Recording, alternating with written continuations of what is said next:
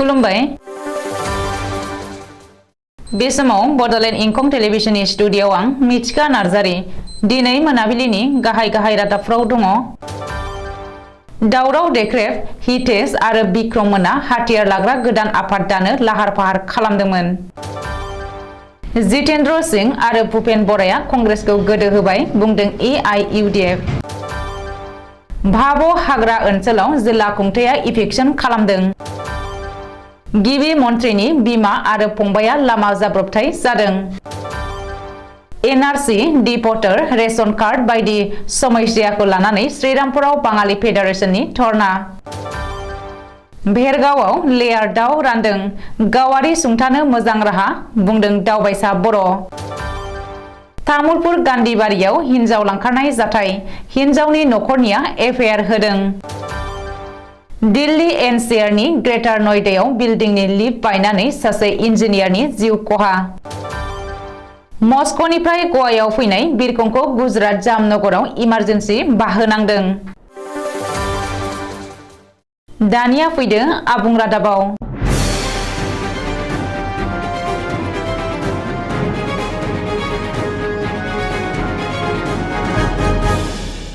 बडलेण्ड जनजाति सुरक्षा मंचनि मावफुं आफादगिरि दावराव देख्रेब नार्जारी, सापागुरि बियाबनि बारग' MLA आरो BTCनि बारग' EM हितेश बसुमतारी आरो BTR कन्ट्रेक्टर एसोसिएशननि गाहाय नेहाथारि बिक्रम दैमारिखौ पुलिसआ एरेस्ट खालामनायखौ लानानै बडलेण्डआव राजखान्थियारि दुंहाव बार बारफुदों। बे समावनो आसामनि स्पेसियेल DGP GP सिंहआ बे केसनि सायाव खेंफोरथि होदों आरो बयखौबो सोमोनांहोदों।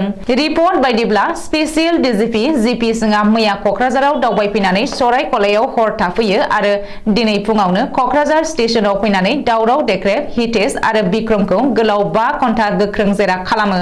बेनि उनाव GP सिंहआ खौरांगिरिजों मोगा-मोगियाव फोरमायथिनाय बायदिब्ला बडलेण्डआव फिन हाथियार लाग्रा आफाद जोनोम होनो नागिरनायनि बागै थांनाय दानसेनि सिगांनिफ्रायनो स्रोद सुलुंनि जोहै खौरां मोनदोंमोन आरो बे सुलुंखौ बिथा खालामनानै पुलिसआ सिग्रोमनायाव हितेश बसुमतारीनि न'निफ्राय हाथियार बोखांदों।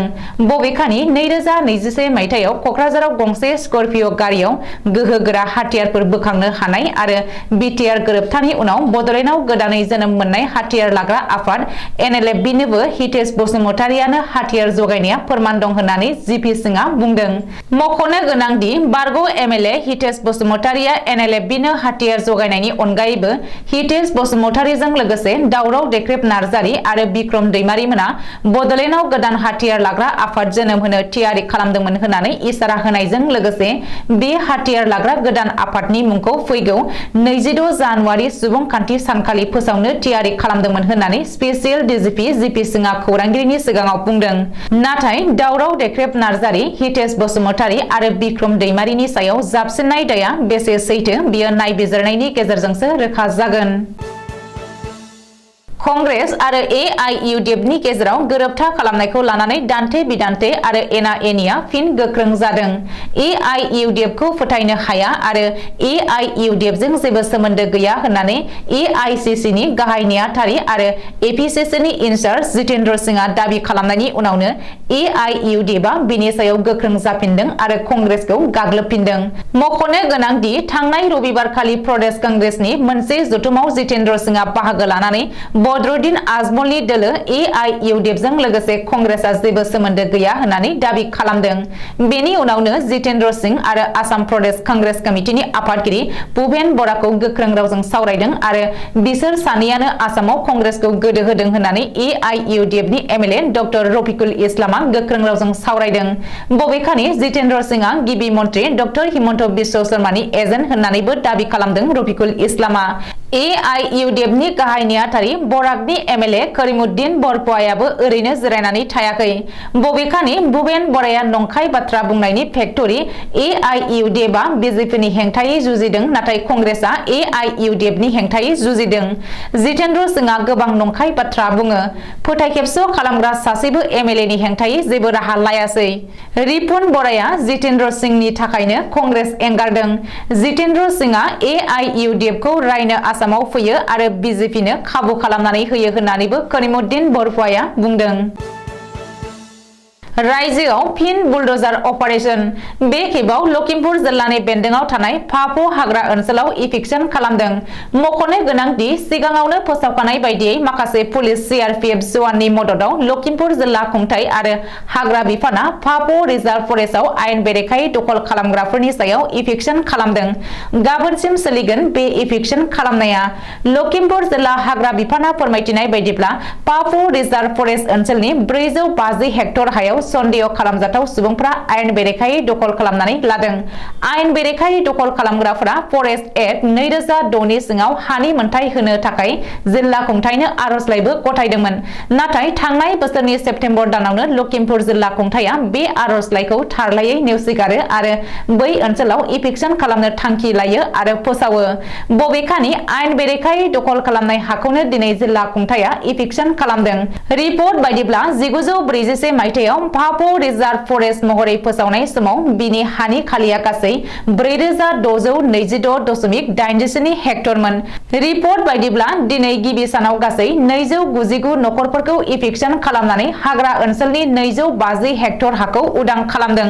बेनि उनाव नैथि सानाव एबा गाबोन बुधबारखालि 202 नखरफोरखौ इफेक्शन खालामनानै आद्रा थानाय 202 हेक्टर ओनसोलखौ उदां खालामगोन। बबेखानि आयेन बेरेखायै दखल खालामग्राफोरनि न' बांफोरखौ सिफायनानै होख्रां हरनायजों लोगोसे पुस दाननि आबाद फोथाराव गोमो बिबार बारनाय बेसर आबादफोरावबो जिल्ला खुंथाया ट्रेक्टर सालायनानै फोजोबस्रांदों होननानै मिथिनो हादों। गिबि मन्त्री डक्टर हिमन्त बिश्व शर्मानि बिमा आरो फंबाया दिनै हरखाब लामा जाब्रबथायाव गोग्लैदों। जागिरदनि सेलसाङाव जादों बे जाब्रबथाया। मिथिनो हानाय बायदिब्ला गिबि मन्त्री डक्टर हिमन्त बिश्व शर्मानि बिमा मृणालिनी देवी आरो फंबाय दिगन्त बिश्व शर्माया मोनसे मेलाव बाहागो लानो थांनाय समावनो जागिरदनि सेलसाङाव हरखाब लामा जाब्रबथायाव मोगा-मोगि जाहैयो। गिबि मन्त्रीनि बिमा आरो फंबाया दिपुनि मोनसे मेलाव बाहागो लानो थाखाय गुवाहाटीनिफ्राय थांदोंमोन। बे समावनो मोनसे दिगनिफ्रायनो थांनाय गंसे स्कर्पिय' गारिया बिसोरनि गारिखौ सौहैयो। बे जाब्रबथायाव गिबि मन्त्रीनि बिमा आरो फंबाया एसे जोखोम जायो। बबेखानि जाब्रबथाय खालामनाय स्कर्पिय' गारिया उननि समाव जाथायसालिनिफ्राय खारखोमा लाङो होननानैबो सुलुङाव फोरमायदों। आसामाव गोलाव समनिफ्रायनो रायजो जाबोनाय हिन्दु बाङालि सुबुंफोरखौ NRC, Aadhaar card, ration card, D भटार बायदि समस्याखौ लानानै सोमावसारदों। गसाइगाव महकुमानि सिङाव थानाय श्रीरामपुराव गसाइगाव जिल्ला बाङालि फेडारेशननि बानजायनायाव धरना एबा सोमावसारनाय हाबाफारि लायो। बे सोमावसारनाय हाबाफारियाव गोबां हौवा हिन्जाव ज' जानानै आखाइ बेनार, पस्टार लानानै बायदि स्लगान होनायजों गावसोरनि दाबिखौ होस्रि खावनायजों सोरखारनिसिम दाबि खालामो। अदालगुरि जिल्ला भेटेरिनारि आरो एनिमेल हासबेन्डारि बिफाननि बानजायनायाव एसअ'-भिडि बिथांखिनि जोहै दाउ बिदैनि थाखाय दाउ राननाय हाबाफारि बानजायो। भेरगाव बियाबनि सिङाव सनाजुलि पिएचडिसि मावख'नि कनफारेन्स हलाव बिटिआरनि गेलेमु, कालचार आरो हारिमु बिफाननि मावफुं सोद्रोमा दावबायसा बर'आ बे लेयार दाउ राननाय हाबाफारियाव बाहागो लायो।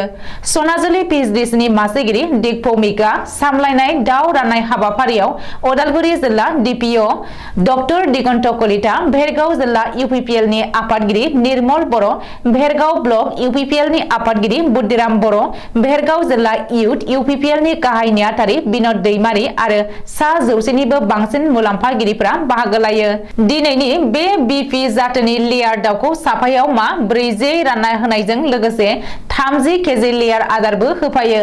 बेनि गेजेरजों इउपिपिएल दोलोआ फोसावनाय 1 भट 1 जब आरो 1 सेन्सनि मोनफा थांखि आरो बाहागो होननानै बुङो इएम दावबायसा बर'आ। मख'जायोदि दिनै भेरगाव जिल्लानि सिङाव गासै सा 91 मुलाम्फागिरिफोरनो गिबि खेब राननानै होयो। बे लेयार दाउखौ मोजाङै फेदेरनानै लानो हायोब्ला दानसेनि उनावनो मोजां रां खामायनो हानायनि लामाखौ मोनगोन होननानै बुंबावो इएम दावबायसा बर'आ। बाक्सा जिल्लानि तामुलपुर थानानि बेन्दोंआव थानाय गसाइगाव गामिनि दैमु स्वर्गियारि मुंनि सासे हौवाया बिसि आरो गथ' थाखानानैबो सासे लाइमोन सिख्लाखौ लानानै खारदों। सुलुङाव फोरमायथिनाय बायदिब्ला थांनाय शुक्रबार 6 जानुवारि खालारखालि फुंनि 3 रिंगासो समाव लानानै खारदों। आथिखालाव हिन्जावसानि नखरा गान्धीबारि पुलिस आउटपस्टआव एफआइआर होबाय होननानै मिथिहोदों। सोरबाफोर बहाबा नुयोब्ला जानबुं नम्बर 8761902983 नामाव खौरां हरनो थाखाय हिनजावनि नखरनिया खावलायदों। हिनजावनि नखरनिया मिथिहोनाय बायदिब्ला दैमु सरगियारिया बारग' एनडिएफबि हानजानि सोद्रोमामोन आरो गावखौनो बारग' एनडिएफबि होनानै सिगि-सग' खालामदोंमोन। थारैनो साननो गोनां बाथ्रा दि बर'नि मोनसे माहारिनि आफाद बारग' एनडिएफबिनि मुंखौ लानानै बर'नि लाइमोनफोरा बेफोरबायदि बिसि आरो गथ' थानानैबो लाइमोन सिख्लानि आब्रुथि खोमानानै होनाया बेसेबांबा लाजिथाव आरो मुगैथाव। दिल्ली एनसीआरनि ग्रेटार नयडायाव सेक्टर 150 नि पार्क पुलिस थानानि बेन्दोंआव गोदानै लुफुंनाय 25 थाला गोजौ बिल्डिंनिफ्राय लिफ्ट बायनायाव समबारखालि 28 बोसोर बैसोनि सासे इन्जिनियारनि जिउ खहा जादों। बेलासिनि 4:15 रिंगायाव बे दुखुनांथाव जाथाया जादों। 25 थालानि रेसिडेन्सियेल टावाराव लिफ्टजों गोग्लैनानै थैनाय इन्जिनियारनि मुंखौ फिरोजाबाद जिल्लानि रिहतिक राठौर होननानै सिनायथि होदों पुलिसआ। नयडानि एडिशनेल पुलिस कमिशनार दिनेश कुमार सिंहआ मिथिहोनाय बायदिब्ला इन्जिनियार रिहतिक राठौरखौ लोगो लोगो देहा फाहामसालियाव लांदोंमोन, नाथाय डाक्टारा थैबाय होननानै फोसावदों। दिल्ली पुलिस कमिशनार लक्ष्मी सिंहआ बे जाथायनि सायाव पार्क पुलिस थानायाव एफआइआर होनो आरो दायनिगिरिनि सायाव गोख्रों राहा लानो थाखाय बिथोन होदों। रासियानि राजथावनि मस्क'निफ्राय भारतनि गवा डावलिन बिरखं गाथोनाव फैनो गोनां हान्थियारि बिरखंखौ समबारखालि गुजरातनि जामनगराव थानाय इन्डियान एयार फर्सनि बिरखं गाथोनाव इमारजेन्सि बाहोनांदों। हरनि 9:49 रिंगायाव गासै 244 हान्थियारिफोरखौ लानानै रासियानि इन्टारनेशनेल बिरखंआ जामनगर डिफेन्स एयारपर्टआव बाब्रबनांदों होननानै राजक'टनि पुलिस कमिशनारआ खौरांगिरिनि सिगाङाव फोरमायथिदों। सुलुङाव फोरमायथिनाय बायदिब्ला रासियानि इन्टेलिजेन्स बर'आ गवानि डावलिन एयारपर्टआव सोरबा बम दोनखोमादों आरो गोब्राब जाथाय जानो हागौ होननानै मिथिहोहरदों। बे खौरांखौ मोननानै गवानि डावलिन एयारपर्ट अथ'रिटिया मोजाङैनो सिग्रोम होदों, नाथाय दासिमाव जेबो खौरां मोनथ'नाय जायाखै। दिनै मोनाबिलिनि रादाबा एसेनोसै। गोजोन्थों।